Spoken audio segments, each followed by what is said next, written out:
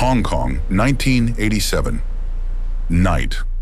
A unit of Hong Kong police received a simple order: search a building. They entered without hesitation. The corridors were narrow, maze-like. The ceilings and walls were strangled with pipes and electrical wires, twisting like arteries inside a concrete beast. Then an officer shouted, "The wall's moving!" Flashlights snapped upward. The wall wasn't breathing, it was cockroaches.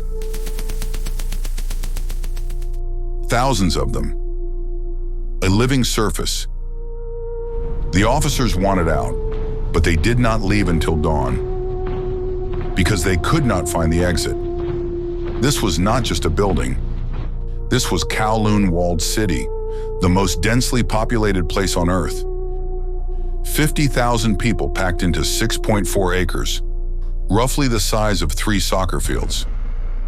This was not a city, it was a hive. Originally, it had been a 2-story Qing Dynasty military fort, a defensive outpost against pirates, but history intervened. After the First Opium War in 1842, China ceded Hong Kong Island to Britain. In 1898, Britain leased the new territories for 99 years.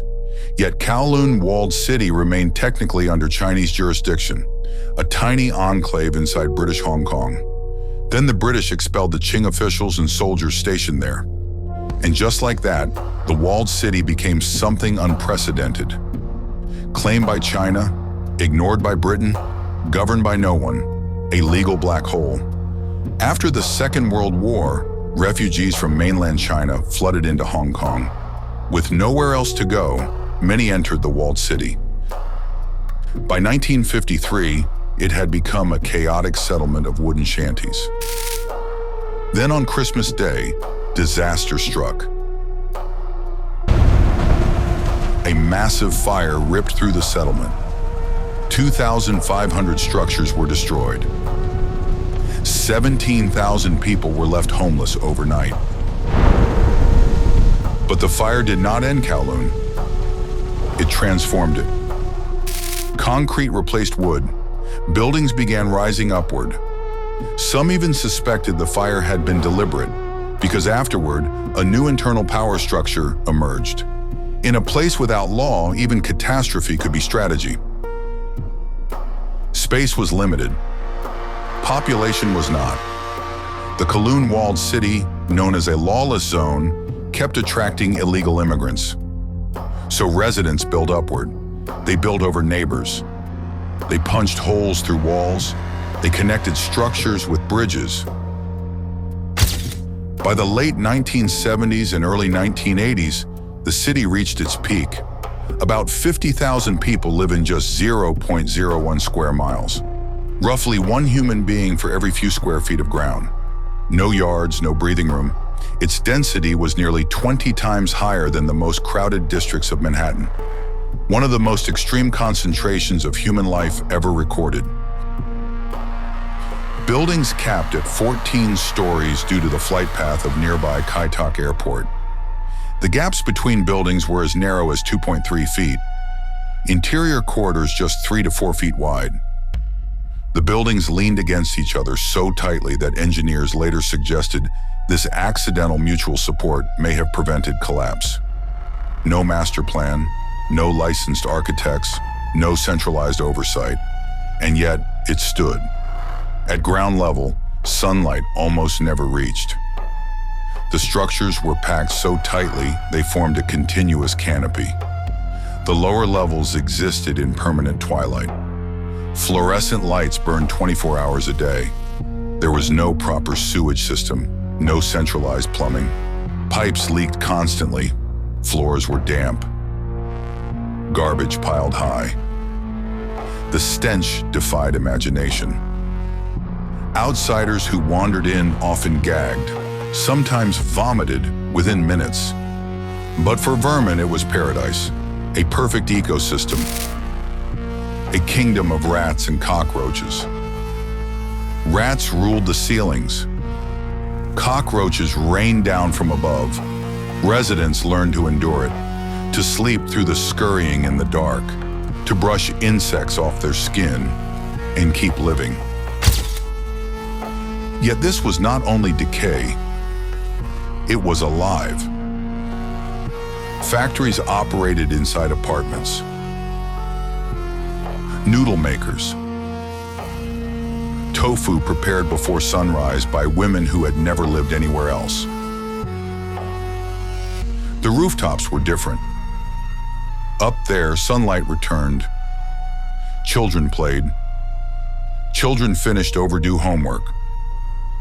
For many, it was the only place to see the sky. Mail was delivered here, despite the absence of formal addresses or accurate maps. A single postman existed. No one fully understands how he navigated the impossible maze to find each recipient. Perhaps it was his mysterious sense of duty. Legal ambiguity created economic freedom. Rent was cheap. Regulation was nearly non-existent. By the late 1980s, more than 100 unlicensed dental clinics operated inside the walled city. Many practitioners were trained dentists from mainland China, whose qualifications were not recognized in Hong Kong. Competition drove prices down dramatically. In 1988, a tooth extraction could cost around 10 Hong Kong dollars, roughly 1/10 the price charged in regulated Hong Kong clinics. Illegal, yes. But for thousands, it was the only affordable option. Everything here was unnaturally cheap. Because of this, food processing businesses inside the walled city also supplied ingredients that reached some of Hong Kong's most upscale restaurants. Officially, no government ruled here.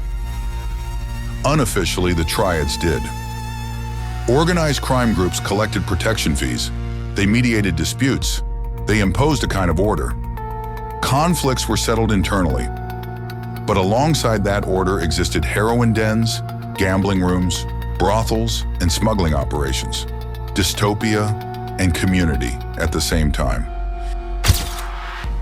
In 1987, Britain and China formally announced the walled city would be demolished. Negotiations continued for years. Some residents refused to leave. To outsiders, it looked like hell. To many inside, it was home. By 1994, the structure was gone. Compensation packages and public housing were eventually arranged. Today, a quiet park stands in its place. Landscaped, peaceful, almost nothing, except the question of what happens to the people the world forgets, and what they build when no one is watching. The walled city is gone, but somewhere right now, in some city, in some gap between laws and borders, 50,000 more are building the same thing. We just don't know where to look yet. Subscribe. This is Forbidden Atlas. We'll find it together.